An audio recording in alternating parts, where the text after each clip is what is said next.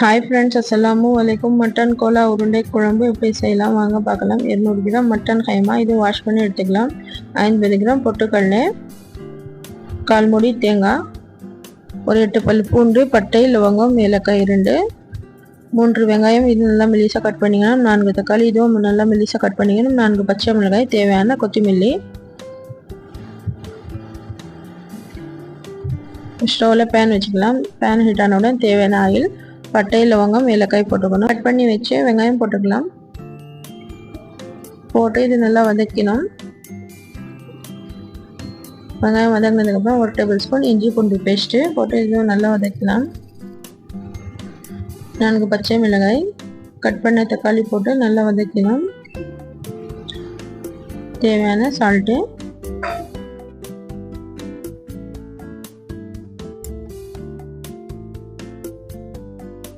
½ teaspoon மஞ்சள் தூள், 1 teaspoon சக்தி masala red chilli powder போட்டு இது நல்லா மிக்ஸ் பண்ணி விட்டுக்கலாம். 1 கரண்டி தயிர் போட்டு நல்லா மிக்ஸ் பண்ணி விட்டுக்கணும். இது நல்லா வதங்கினதுக்கப்புறமா இதுக்கு தேவையான தண்ணி, தேங்காய் பேஸ்ட்டாக அரைச்சது இதில் போட்டுக்கலாம். போட்டு இது நல்லா மிக்ஸ் பண்ணி விட்டுக்கணும். தேவையான கொத்தமல்லி தூவி இது மூடி போட்டு விட்டுடலாம். இது குக் ஆகட்டும். கோலா உருண்டை செய்யறதுக்காக கைமால 3 பச்சை மிளகாய், தேவையான உப்பு, தேவையான கொத்தமல்லி, 5-6 பல் பூண்டு, 2 துண்டு பட்டை, 2 லவங்கம், 1 டேபிள் ஸ்பூன் தேங்காய் பேஸ்ட் அரைச்சது, இது பொட்டுக்கடலை, இது பவுடராக அரைச்சி இதில் போட்டு நல்லா இது மிக்ஸ் பண்ணி விட்டுக்கணும். இது நல்லா பிசைஞ்சதுக்கு அப்புறமா லைட்டாக தண்ணி தெளித்து இதை நல்லா பிசைஞ்சு விட்டுக்கலாம். இந்த மாதிரி இருக்கணும் பிசைஞ்சு வச்சது. இது நல்லா சின்ன சின்ன பவுல்ஸாக பண்ணிக்கலாம் இந்த மாதிரி. அதுக்கப்புறம் ஒரு பேனில் ஆயில், தேவையான ஆயில் போட்டு ஆயில் ஹீட் ஆன உடனே இது செஞ்சு வச்ச கோலா உருண்டை இது எல்லாமே ஃப்ரை பண்ணி எடுத்துக்கணும். இது நல்லா ஃப்ரை பண்ணதுக்கப்புறமா இது எடுத்துக்கலாம். குஃப்தா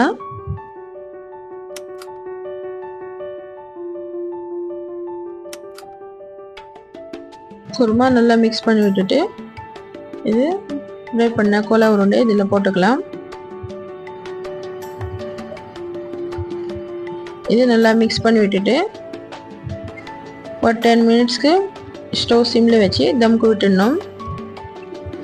அதுக்கப்புறம் ஓப்பன் பண்ணாக்கா இது குருமா தயார். ஒயிட் குஷ்கா செய்யறதுக்கான தேவையான பொருள்,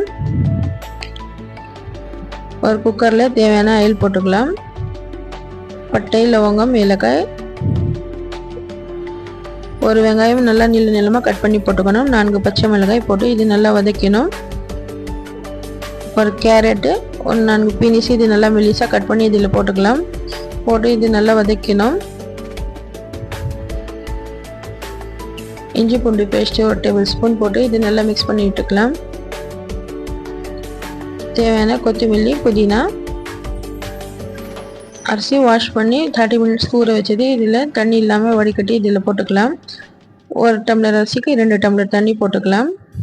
தேவையான சால்ட்டு போட்டு இது நல்லா மிக்ஸ் பண்ணி விட்டுக்கணும். அதுக்கப்புறம் குக்கர் மூடி போட்டு ஒரு விசில் வரத்துக்கு விட்டுடலாம். விசில் வந்ததுக்கப்புறமா இது ப்ரெஷர் அடங்கினதுக்கப்புறம் ஓப்பன் பண்ணிக்கலாம் குக்கர். ஒயிட் வெஜிடபிள் குஷ்கா தயார். இது நல்லா மிக்ஸ் பண்ணிட்டுட்டு கீ வேணும்னா போட்டுக்கலாம், இல்லைன்னா ஆப்ஷன் தான். இது குருமா கூட தயார். சுட சுட சேவ் பண்ணாக்கா வெஜிடபிள் போட்ட ஒயிட் குஷ்கா,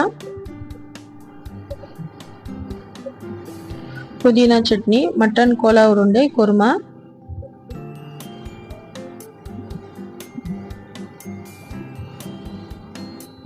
மாங்காய் ஊறுகாய், இந்த மாதிரி செஞ்சு பாருங்க, சூப்பராக இருக்கும். இந்த வீடியோ பிடிச்சிருந்தா லைக் பண்ணுங்க, ஷேர் பண்ணுங்க, கமெண்ட்ஸ் பண்ணுங்க. ஏஎஸ் ஹோம் கிச்சன் தமிழ் சேனலுக்கு சப்ஸ்கிரைப் பண்ணுங்க. தேங்க்யூ.